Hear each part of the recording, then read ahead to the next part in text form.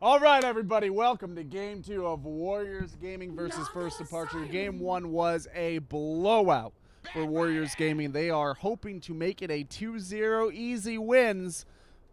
First Departure not hoping to let that happen. They're going to go ahead and pick up Nagasai and Bat Rider. My name is Gorgon the Wonder Cow. You can find me at TheWonderCow on Twitter. And, after that first game, I feel a little more warmed up. Going to bring in a little more action here for you guys. Did some jumping jacks and push-ups and everything. Got myself all hyped up for game number 2 and really looking forward to this match. Lion once again coming out for Warriors Gaming. This is one of the most highly prioritized heroes since the end of 686. He continued to be on the rise, was probably the most highly prioritized support at the end of 686, was not nerfed in any significant way, either directly or indirectly, moving out of that patch. And we've seen him all around the world just become a top priority pick from teams including Newbie, just absolutely wrecking through China with Chan's Lion. Vengeful Spirit going to be the second pick. They really love this duo. The negative armor as well as the chain stuns coming out give a lot of control through the mid game. A bit of vision as well. The nuke potential from that finger is going to provide on less tanky heroes the ability to just erase somebody. Especially with the Doom already banned out, you do want to have some potential to knock one person out of the fight very quickly and move in with a 5v4 from that point. Bat Rider, however, is a hero that First Departure have run a pretty significant amount. It was their most picked hero on 687, the non-sub-patch version. Although we do not have a ton of data on them because this is their first series since the most recent sub-patch. There weren't that many changes to the heroes that they do like to play. And Nagasai, another one of those heroes that they've played a fair amount, and they do have a 100% win rate on the, I guess, 2 games that they have played that Naga. So coming out with what they think is going to be their strong foot here against Warriors Gaming in game number 2. The bans are pretty typical. Enchantress, Lifestealer, Alchemist, Doom, Beastmaster, Slark, all very typical bans. The Disruptor ban does imply that you have somebody with a fair amount of mobility coming out for Warriors Gaming, possibly another Ember Spirit, possibly a Puck coming forward here. Somebody that does not handle that big AoE silence particularly well. A Slark even could have been that hero, but getting banned out afterward. Taking a look at what Warriors Gaming have so far, they are very heavily investing into their supports already. They still, like last game, are going to need to pick up some push to go alongside those supports. And we'll see how they want to do that. The First Departure, the Naga Siren pick is presumably going to be an open space farm. Naga Siren, try to get as much control as you can. You've got the Siren Song for the reinitiation if you do need it. That will provide lots of time for Phoenix to actually heal up teammates. Dragonite is going to be the pick there for the push. Nothing surprising there. He has been increasingly popular. And in the mid lane, especially with that 35% damage reduction coming out of the Breathe Fire and the longest level 1 stun in the game, that is instant action. He's very good against blinking heroes. He's very good against especially melee, but any right-click laning opponents. He does well against, and he pushes tremendously well. He's one of the few heroes that have innate splash damage, which works very similarly to Cleave.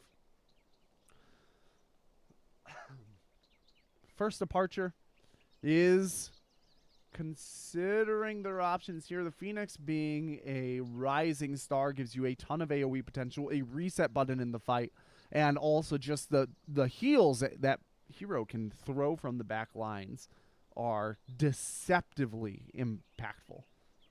That one little tiny beam shooting through your allies makes or breaks fights. Has been basically making or breaking Epicenter, to be honest, all the way through. So keep an eye out. I was saying, well, as I was casting the Manila Major, that Phoenix is a hero that I would expect to see a lot more of. I said that about Dragonite as well. I think that this game is just following that trend. Keeper of the Light, however, is not a hero that we've been seeing a lot more. We've seen him picked very rarely, very occasionally, very rarely effectively as well. Not a hero that really makes that big of a difference in most cases. He ends up kind of falling flat. He needs to be paired up usually with an early game combo of some kind. Although, in theory, you could do something cheeky with a Keeper of the Light, like a recall into a Hurricane Pike or something like that on some hero. It's clearly not the strategy here.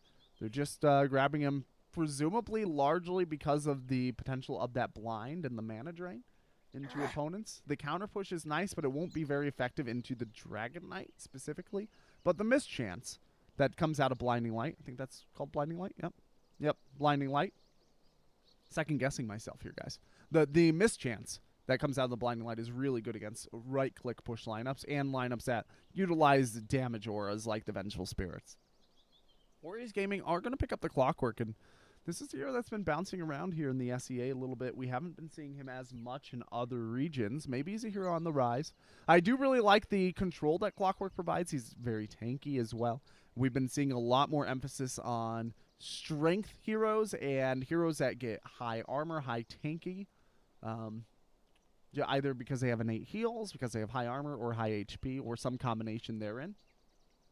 And one of the reasons that we've been seeing a lot of that is because with the changes to experience, with the changes to gold income in the lane, and with the changes to the tier 2 towers, tri-lanes are no longer anywhere near as effective as they used to be, so it's difficult to run an effective tri-lane strategy. Instead, we're seeing a lot of either single or dual roaming supports, or often even a roaming support with a support starting mid. What that means is that your carries and your offlaners, everybody basically is getting a little bit of the support, but nobody is getting all of it, and everybody needs to be somewhat self-sufficient throughout not just the laning phase, but also through the mid-game. And tanky heroes are those heroes. They're able to stand and fight in towers much more effectively for much longer, which makes a big difference if you are going up against an armor aura. And overall, they just provide a lot more on this patch as teams see it. First Departure are not going for a tremendous amount of tank, but they have great initiation and counter initiation. Their overall modus operandi this game is really just going to be come in and force out engagements that their opponents are unable to handle. They can use the Naga Siren to save a Phoenix Egg, cancel it for a big AoE stun if they have to. They can use the Naga Siren to cancel out any, and the Ember Spirit is going to be the pick that Disruptor showed coming forward, as we said earlier. So the Naga Siren should be able to cancel out and reset any engagement, either into tower or otherwise. The Bat Rider, if any engagement comes into their towers, should be able to force it to be off-center and difficult for Warriors Gaming. In addition, the Bat Rider should be able to help their siege on towers, which is good because they don't really have any innate tower damage coming out here. They've got great wave clear. With the Venomancer coming out and the Keeper of the Light, they've got a fantastic ability to stand and slow siege towers, but they don't really have a natural carrier for Desolator. They don't really have any sort of siege damage innately in their draft. So we're just not seeing that much coming out of First Departure. That would imply that they're really looking for a mid-game strategy here. They're going to try and turn any fights that they can to their advantage. But for the most part, it does seem like they're banking an awful lot on Miracle's Naga Siren. We'll see how they end up wanting to roll this. Dafa was playing the off lane last game, but I think Miracle will end up breaking down into the safe lane here. And Dafa, well, Dafa is going to go into that off lane. We'll see. We'll see how they end up going. No, Miracle going into the mid lane. And he's going to be taking the Naga Siren with him. This is an interesting choice just because the Naga Siren is really their only late game potential. So throwing her into the mid lane, old school Arteezy style, can be effective. Maybe she's not going out that way after all. I think she will end up there though. And it can be really effective, but the problem is now creeps don't fall to magic damage as quickly as they did back when this was common. I'm going to come back to this point because Afa playing a dangerous game, walking up blind in the vision, using Wen to give him a touch of vision, but not quite enough. All right, so this can be really effective, but the catch-up potential out of the jungle for Naga Siren now is much less viable than it had been on 6.80, which is when this was otherwise widely valued thanks to that PPD RTZ style mid position 1 that became very popular through 6.80 and 6.81. Dafa is going to be moved on. He did give up the first blood last time, but it's not going to be quite that extreme here. Just taking some harass and foresees some mana. The teams will give up the runes. Dragonite should be able to honestly do just fine into a Naga Siren, even with the Keeper of the Light there. The negative damage, or the damage reduction coming out of the Breathe Fire, as well as just the Dragon's Blood. So the negative armor that comes out of the Naga Siren not as significant. Neither is the burst damage. We are going to see both teams kind of roll in here toward a 2-man mid, at least to open.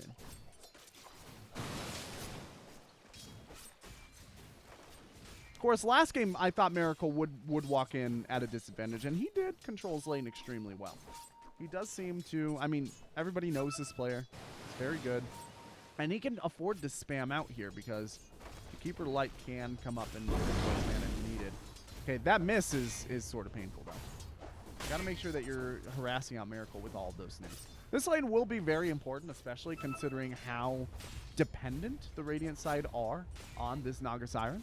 But we're going to flash back to it in a little bit because I want to talk about this bottom lane, where we've got Happy Feet going basically mano on mano onto the Clockwork. This is a lane matchup where the Clockwork is probably going to have some difficulty, especially after a couple of levels. Right now, he'll do fine, but as that poison starts to stack up and the slow becomes pretty extreme as well, Cogs might not be enough to save him with a good rotation.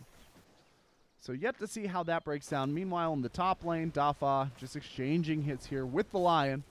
There is going to be a rotation. There's going to be the stun. The Vengeful Spirit is coming up, but it will not be here nearly soon enough. Actually stopping. To counter ward or something? No, just stopping, waiting for an opportunity. Keeper of the Light rotating down to the bottom lane. So Venomancer is a really superb pick for early mid-game control as a solo laner.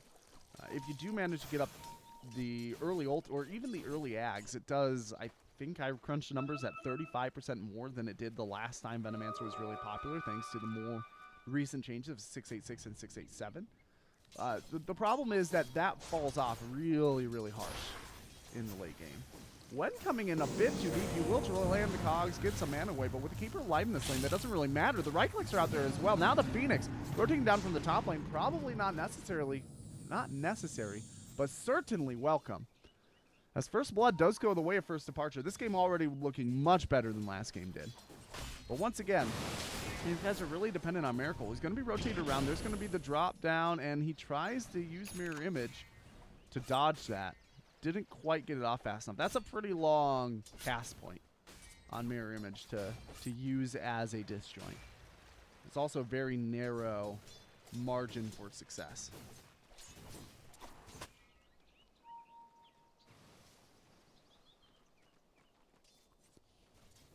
Lubby now rotating down to the bottom lane. This Keeper of Light just kind of floating down here in this bottom lane. Meanwhile, the Venge is floating up between the top and the mid. Ember Spirit, though, once again, tail to tape, just getting everything he wants. 3 minutes, he's sitting at 22. Dragonite sitting at 20. So even though this Naga Siren is doing okay in this lane, she is getting basically what she wants. She's not harassing out Dragonite. And it's going to be increasingly difficult for her to do so. This is about the stage in the game where I would expect this Dragonite to start taking control of this lane without just constant rotations in on him. We see the Phoenix rotating in pretty effectively. Not really forcing him out of lane. He does have his bottle up now as well, as does the Naga Siren.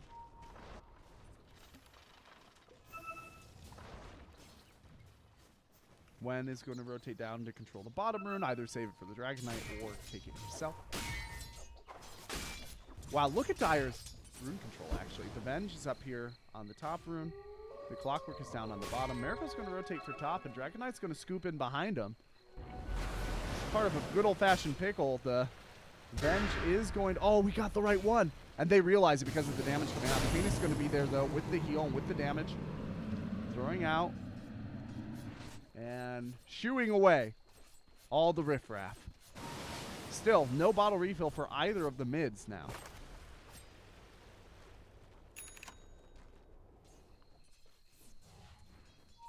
Lovey just stacking and pulling here. being a good old chap. And the Clockwork is doing okay. He is kind of getting zoned out here. But compared to the Bat Rider, I mean, he's doing fine. Bat Rider doesn't have a last hit or a deny to his name. He's being forced to sticky napalm off camps. This off-lane hard camp is all he's going to have. And that's really not that much nor that efficient. Especially considering he's giving up complete free farm to the Ember Spear. He's just going to dive him. Dafa's going to be forced to use... He's actually going to die here. Too much fire. Too little time. What level is he? Yeah, he's still level 1. He hasn't even been able to soak any experience in this lane. No wonder Aji is doing so well in this lane. Dragon Knight going to push out that middle lane with his ultimate. Phoenix is going to do what he can. There is no mana here for the Dragon Knight, who is bottle running. We'll have mana up here soon. Just look at him chip away at this tower. There is no tier 1 or no backdoor protection on tier 1 towers. Meanwhile, the top lane also taking a beating. And the rotation, that's going to be another kill. I don't think Dafa is going to be able to get away from these stuns. Yeah. Just damage over time for days. This chain stun's coming out as well. And a still level... No, he just hit level 2 before he died. Does have his tranquils up. He can go into the jungle now, probably relatively effectively.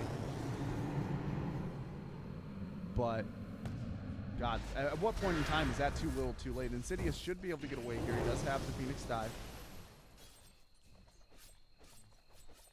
Save lane's going relatively well. I mean, Clockwork's being sort of zoned. The pulls have been really effective here. Venomancer is getting a fair amount of farm, but compared to the Ember Spirit, it's a trifle. It's just nothing. And this Ember Spirit... It's 7 minutes in. He's getting really close to his Travs. At this pace, he'll have his Travs before 8:30. Just absolutely devastating. We already saw the impact that has last game, right? The Ember Spirit gets off to a good start. And once again, Phantom Lancer flash farms much better than Venomancer does as a safe lane. Or as a carry. Naga Siren flash farms really, really well, but she has to get those traps up first, and she is way behind the Ember Spirit. And once again, playing out the mid lane. I hear an engagement here. Insidious will go down before he gets that Phoenix dive out, and that's going to be the tower as well. And, I mean, Warrior Gaming just showing that they do not care. They're going to grab Dafa as well, who did manage to get level 3 before he dies. But constantly just being drained of any resources that he has. They're going to pop the Dragon Form and just... They're pushing a tier 2 at 7 minutes and 40 seconds on a patch where we normally don't see successful or even serious attempts at tier 2s before 20 minutes at earliest. Warriors Gaming really, really utilizing the advantage that they have very effectively. The downside to this is they are grouped up as 5. They are not getting a lot of experience here. They are not getting a lot of gold here. They probably won't get this tower right now. They are opening up space for Miracle to get something done. So there is that slight bright side for First Departure. That as Warriors Gaming group up, their experience lead will dissipate slightly. Their gold lead will dissipate slightly if they're not getting those towers. Excuse me. Only 2,000 net worth lead too, so keep it in perspective. You know, 1,000 experience, and that dipped. You can see as that tower attempt was there. So while it does seem like Warriors Gaming are really starting to take the reins of this match, bear in mind that it's going to come down to how effectively they execute in the mid game, not how much they steamroll here. With those boots of travel, that's really the word go for their advantage starting to get going.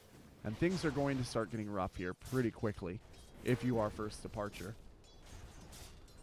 They don't even have the lasso up. They're pretty far from getting the lasso up, in fact. And that is one of the big problems that they have here. They've got no deterrent for these tower pushes. The lasso normally, where that deterrent comes from, saying if you push onto our towers, we might grab one of you. We might punish one of you. Insidious being dove deep here. He does have the Icarus dive, so this is really more of a front than an attack. As they, the Venomancer are doing everything he can with this mass ward strategy. Does have Poison Nova up. They're just trying to buy as much time as they possibly can. Right, this tower is obviously going to go down. Probably going to be denied here. Yep, the turn from the Venomancer. Pretty difficult to grab that tower without constant creep damage into like 9,000 units that will try to deny you simultaneously. Even so, the tower goes down, and now the jungle is going to start to be in control of Warriors Gaming. And once again, First Departure, just a note, did pick an illusion-based hero into a Lion. And Lion has a lot of answers to that. Also, an illusion-based hero into an Ember Spirit. So I think the Ember Spirit was picked second. You could tell that the Ember Spirit was probably going to be picked up based on the success they had last time and the ban of the Disruptor. Like I had mentioned that an Ember Spirit likely pick in that first or the second stage of bans. First Departure just don't really seem to care. They seem to think that they have an answer to it. They seem to think that in the draft as well, but so far, they really have not had an answer to it in any fruitful fashion. Clockwork doing much better than the Clockwork last game, sitting on top of the mana boots. It looks like he might go straight into being the mech carrier here.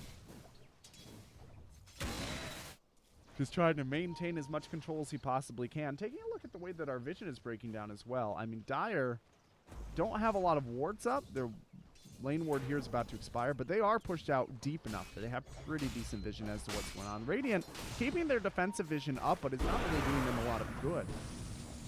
They move out. We're going to see some rotations in. Dragon Knight very tanky. Doesn't take magical damage all that well. And that Phoenix Ray, the Sun Ray, scales pretty heartily if you just stand in it indefinitely. Looks like Off1 might be in trouble. He will end up going down. Second kill going the way of First Departure, but Miracle will be the trade. Did he buy? He didn't buy his travels before he died, but he didn't lose enough gold to keep him from getting them either. So, actually, he's not going into travels. He's going to go straight into the Radiance. So every time he dies is a big, big deal. Going to the Radiance first is fine. My question is, will he have the time to make that work? You know what I mean? Like, this is a slow siege style from WG. They're just creating the space for Ember Spirit to get up the Battle Fury. For Ember Spirit to get around and get everything done. For Clockwork to get what I assume is going to be a mechanism. Poor Batrider. Still not level 6 at 12 minutes. Out of the off lane. 0-3 and 0. They're having to use the Tomb of Knowledge, or the Tome of Knowledge on their offlaner. That's just awful. You normally want that onto supports, and now they're going to be moving on to the Vengeful Spirit. Any kill here would be a good heal. The swap in on Dragon Knight, who then tries to TP away, but the Siren Song, that swap might end up coming back to burn them. The Cogs could go down here as defensively. It will. The Poison Nova still doing work, though. Miracle now going to be moved on. As the Phoenix Ult goes out deep, there is no stopping that Phoenix Ult. Nobody's nearby enough to attack, and now the right click's out on the Nana. Will end up going down. Miracle getting a double kill, and that is going to be huge. Suddenly, things are looking much better for First Departure. Batrider was not there for that experience, but he was knocking down camps. With the Tome of Knowledge, he is able to get himself up to level 6. He's getting closer to his Blink Dagger. Miracle getting very close to his Sacred Relic as well after that swing. And Dragon Knight, having gone for a Midas, did not really have the combat potential in order to maximize that engagement. The swap in from Mafa seemed coordinated between them. It didn't really end up working. Batrider actually going to blow the Clockwork out of the Cogs. Miracle's still going to end up going down. And they're dogs after the mailman. They shouldn't be able to catch anything here, but they're not done trying. All right. So, this 5-man farming, not ideal for WG, to be honest. They're not really getting anything out of it. They did grab a kill on the Naga, and they did not, or they did, excuse me, they did get it before the Sacred Relic came out. Every kill before that Sacred Relic is a big kill. Every kill that you manage to strip away unreliable gold is a big deal. Double damage on the Dragon Knight should mean a free tower. He's going to use it instead to knock down. Now look at this splash damage. Just absolutely massive. Now splash damage is really, especially for the Dragon Knight, really much better at knocking down Ancients than cleave damage as well.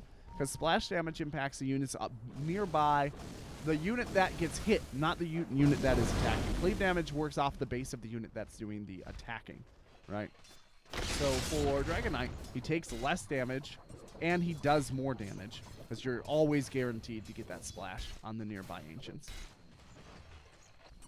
Even if you're kiting them out.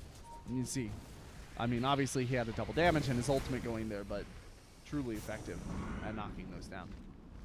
The Keeper of the Light doing everything that he can in order to push out opponents. Insidious, they're trying to, yeah, and they will chain him. Long range finger going out there. Teleport in, coming from the Keeper of the Light, who is once again doing everything that he can to keep these tier 2s up, to keep these creeps out away from their side, throwing out those Illuminates and doing just as much work as they possibly try to do. They grab this tower, though. Roshan is probably next on the chopping block. Tower down to half. The Glyph will be used. Presumably that implies either a defense or a trade. Nagasiren thinking about trying to cut and trade up top, but it's not going to be there. Meanwhile, down bottom, we are going to have the Poison Nova going out. Now Appa is going to be moved on here. He should be going down to the Sticky Napalms. There's going to be the Sun Ray, and it will be there. No worries, says Dyer. We'll hang out in the jungle and wait for our time to re-engage. This tower is in deny range, but you really don't want to deny it with a Roshan attempt available. That is your anchor point for first departure, and they're going to try to defend it as long as they possibly can.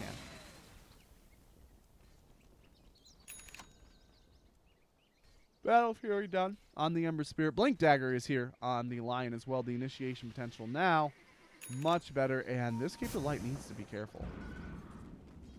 A blind blink in would be a kill here. And there's going to be a hook shot instead. They use the missile for vision. Blinding Light is there for the mischance with the Hex available. The Cogs doing some damage, taking some mana, and that is all she wrote for the old man in the robe. Probably get a trade here, though. Mechanism is done on the Clockwork, and he, wow, narrowly survives. Lion guarding him. Radiance finally up. First item. First significant item, anyway, for Nagasiren. At 17 minutes, that's not, honestly, the worst time in the world out of the mid lane. Considering how badly this early game went, WG did not hold that back as long as really I think that they wanted to. Ember Spirit, meanwhile, though, has had the Battle Fury up for about a minute or two and has been zipping all around the world, firing up the storm and keeping these lanes pushed. The Midas pick here on the Dragon Knight is going to start paying off here relatively soon. The level's already paying off. You see, he's level 12. He's keeping up basically with the Ember Spirit, who's, for a good chunk of this game, solo safe lane into no opposition. The fact that the Dragon Knight's keeping up with that is in and of itself relatively impressive. Blink Dagger is up on the Bat Rider. I don't think we saw the reveal on that so far. And, excuse me, actually, Veil of Discord, having come out on the Venomancer, along with that Poison Nova, is really very damaging. The magic damage coming out of his team as well. They do have a very magic damage heavy squad, which doesn't typically scale as well into the late game, but with the changes on 687, I'm sorry, I'm totally missing a kill. Phoenix just gonna die. My bad, everybody. But yeah, the 687 changes to intelligence and scaling magical damage make a lot of strategies like this slightly more viable. I just don't know if it's more viable into the sheer amount of right-click and traditional carry that we see coming out of an Ember Spirit, and the mid-game and tank potential coming out of the Dragon Knight. I guess we will see soon enough. A late Midas coming out on the Venomancer. I can't say I love this pick. It's presumably a levels thing. Trying to get some farm, but mostly trying to get up that level 16 before his opponents are able to get there. It might pay off. But catch-up Midases are notoriously risky. They statistically do not have a very good win rate. especially if you put him on your farming carry. Now, granted, that win rate is sandbagged by the fact that you only get a catch-up Midas if you're already behind, right? But even if you compare games where people are comparably behind and they don't get a catch-up Midas, to games where they are comparably behind, they do get a catch-up Midas, getting the catch-up Midas increases loss rate compared to the alternative.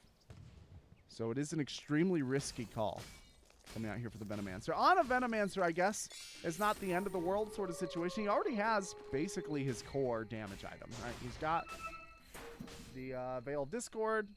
That's pretty much what he wants in order to maximize the damage coming out of his ultimate.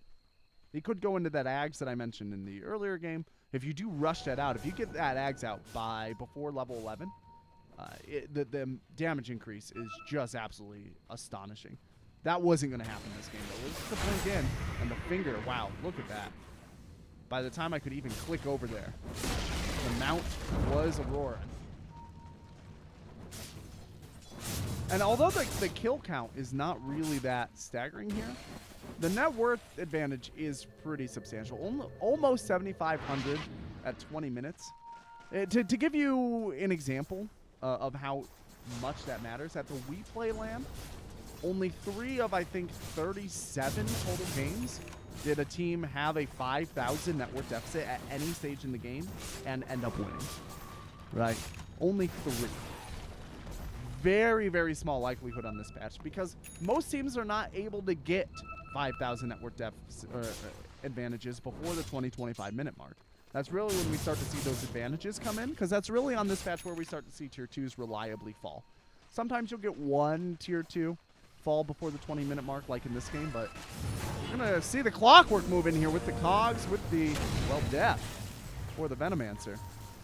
Just an easy pick off, a nice scout coming out of that Vengeful Spirit up here in the north lane. And I just don't know how much longer First Departure can continue to ignore the Huns at the gate. They are just letting their opponents just manhandle them all across the map, knocking down towers, knocking down heroes. It does not seem to matter. The Mjolnir almost just straight up done for Dragon Knight, which potential out of that is going to be great. The ability to knock down those illusions out of that is going to be great. The ability to take damage over time and turn it against opponents is stunning as well. Just think of all the damage over time. The Phoenix Sunray, the Bat Rider, fire, right? The Venomancer, poison. Oh my goodness, and look at this. That was a solid 800, no, a solid 1,000 gold. A full, meanwhile on the other side of the map, a full Monkey King bar picked up by the Ember Spirit, so the Radiance mischance no longer an issue. That's probably really been the only thing stopping them from being able to feel like they're comfortable moving into Roche. A Song of the Siren into Roche with the potential mischance could just be an RNG loss of a fight for Bungie. They didn't want to take any chances. There we go. Dafa's going to blink it, but the blink away by Zaki, and that's just a missed opportunity for First Departure. How's Naga Siren's farm doing? Yeah, she's got a Yash up. She's got up the Boots of Travel. She's actually doing really well, especially considering how poorly this mid-game went, and this early game especially. Remember, she got that Radiance up around 17, a little past 17 minutes out of the mid lane. She is going to be moved on. There's the stun, follow-up Hex, another follow-up stun. They're not going to let her get the Siren Song off. And she has no buyback. This time, this lane is already pushing out automatically. This is going to be the last tier 2. And they might try to force buyback when they realize there is no buyback here. Meanwhile, there's a big fight going on. This is unexpected just because of all the action onto the tower. Phoenix is going to pop her ultimate. Ember Spirit did actually come back for this fight. They lost one, but all the while, just look at this Dragon Knight chopping wood. Lumber is ready. They didn't get that tower quite as quickly as they otherwise would have because of the return from the Ember Spirit. So they're not going to be able to pressure the high ground in any succinct manner here. But the Ember Spirit returning did stop that fight from turning into a 2 support loss. So you win some, you lose some. overall, the items really not progressing here. Force Staff is up on the Bat Rider. Haven't really seen it utilized, though. Dafa has been just a non-issue this game. Now, we have seen through the last game, Venomancer going down to a Cogs there. We've seen last game and this game just the impact of WG's, but their coordinated decision-making and their drafting. It shows us why they have been a rising team here in the Summit and in the SEA at large. Described to me by Blaze, somebody whose opinion on the SEA I truly respect, as a rising Tier 2 team. But if they continue to play like this, they, I think, very quickly will see themselves on the border between Tier 2 and Tier 1, at least in terms of SEA standards. They've got a long way to go before we're seeing them at interregional events, but for Southeast Asia, this is really great coordination. This has been really great decision making. This is a region that often struggles specifically with coordinating attacks, especially through the mid, making sure that everybody's on the same page. Clockwork is your initiator. He is going to be your Aegis holder on that free Roshan. The top tower down. There is really nowhere left to go except high ground with that Aegis. If WG can find a pickoff first, that would be ideal. They're going to try to move on to Miracle. Miracle sending out some illusions to farm. She does have also the gem of True Side Up. There's going to be the blink in on to Wen. The lasso is there. The push around is going to make it more difficult to hold him in that sun ray, but there will be the damage to follow up. Aegis is popped before this engagement even starts, and now they're going to move in instead onto the Venomancer. There's the Hex, but the Blinding Light pushing everybody away, as well as the Force Staff from the Bat Rider before he goes down. Now there goes the Poison Over Finger out onto the Phoenix. Phoenix does go down before he gets his ultimate off. That's a big deal. There's going to be the follow-up stun onto the Venomancer as well. 3-for-0 trade, no buybacks. This is starting to look a lot like the Death Knolls of First Departure in this bracket. A quick 2-0 swing for WG. I mean, these guys are up 15,000 net worth lead. They're up 15,000 experience lead. They've got a Dragon Form at the gate. Keeper Light doing everything he can, but everything is still not a lot. Buy time with the Siren Song. Power still goes down. Just to the corrosive damage. The racks will go down before the respawn. There is a Supernova available here, but at what game, really? They're going to move on to the Dragon Knight. He's so tanky. Phoenix doing a lot of damage to him. No mechanism. No mana, no cooldown either. Guardian Greave's not up yet. They will actually knock him down. I hear the Bat Rider grabbing Wen. Second time in that lasso. Should be able to get 2 return kills for their melee barracks in Tier 3. Small consolation prize. The Dragon Knight did buy out before he died as well, so he's very close to getting off his heart. Still, a solid kill for First Departure. Every journey starts with a single step, right? You don't go from being dunked on like you're into the 96 Bulls to doing the dunking without a couple years of training in between. And here, that training is going to involve losing barracks, unfortunately. Still, with a Naga Siren, a barracks out, it's just one side. It's not the end of the world. She's a hero who's very capable of pushing into supers, even capable of coming back into megas if executed correctly. And if your opponents screw up quite a bit. If, you know, WG fail to apply pressure, they don't have the Aegis, they might be thinking about waiting for the next Roche. He doesn't go for hard, excuse me, he goes into the Satanic. I should have checked the recipe and known that. Oh, the woes of solo casting, my friends. But yeah, if WG were to lighten up on the pressure, I could realistically see First Departure coming back from this game. The problem is, I don't think WG are in any hurry to lighten up the pressure. They're going to take as much of their opponent's space as they possibly can. Try to get a pick off. And if they do get a pick off, it is danger. That is, once again, looking a lot like a GG potential. Just look at these stacks constantly available for the Dragon Knight, constantly available for the Ember Spirit.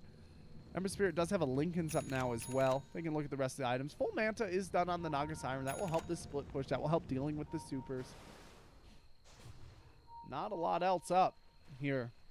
Blink Dagger on the Venomancer. Some initiation potential. But the damage that comes out from that Venomancer is honestly just not scaling into this stage in the game nearly as effectively as you would need it to for that Blink Dagger to be wholly effective. Jeez, Lion 5-0-5. The Ember Spirit 7-0-5. And remember, this guy was given a completely free lane for anybody who is just tuning in. They're going to try to move on him using the Siren Song. He's got a Blink Dagger up. They're going to place the fire at his feet so that he can't use it, but he does get away.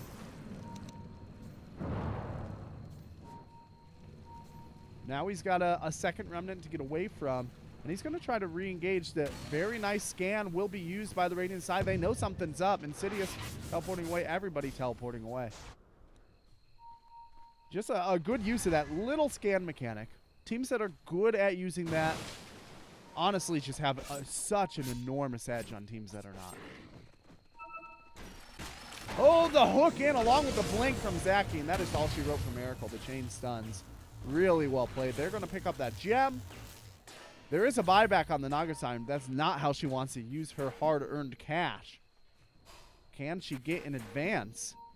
They're going to rotate up to the top lane where Ember Spirit is moving in, and the buyback is going to be needed here. Phoenix is going to be forced into the egg. The Blinding Light going to protect that egg. But it's just really not going to do very much damage. There's the blink in. Coming out of the Venomancer. He will die for them. Just look at that lack of damage. Like I said, Venomancer just not scaling very effectively into this stage. Satanic's still available on the Dragon Knight, so he can re-engage here. Get back up to full health. Assuming he doesn't die, yeah. Should be absolutely perfectly capable of re-engaging. The fact that this is doing so little damage and there's only one pipe here for WG, right? Just on the clock where they haven't even needed to utilize the 6A7 mechanic of that second pipe option. Granted, they did force out the Dragon Knight Ultimate and the Dragon Knight Satanic, so that'll buy them slight amounts of space. Nuggets Iron Ult still not up yet, though. And the High Ground Siege is forthcoming. They're going to clear out those illusions first, get rid of any mischance on this Dragon Knight who does not have True Strike. Hookshot will miss, but there's the blink from Zaki. Big onto Lubby. The Siren Song to reset the fight, and they will have to run away. But I'm just not sure that running away is going to be the effective strategy here. Ember Spirit is able to get out thanks to the Remnant. And don't live to fight another day. That tower sitting at 117. They're going to chase out. They grab the Venge. That'll be a nice little pickup for them. All right, so the Siren Song ends up working out. Venge, instead of just walking home, decides to teleport very deep into a Bat Rider. That's an extremely risky proposition. Meanwhile, though, I mean, this Dragon Knight's just waiting till he gets his AC up. And I think it's actually on the courier coming out. Boom, boom. Does he have plate mail? No, so he's getting close. Wow. Okay. Meanwhile, I missed everything. My apologies. Ember Spirit just single striking down, basically. A series of heroes there. He's just solo in the base. 1 on 5. It doesn't even matter. There's no way. I did not expect him to go in that deep and fight that effectively.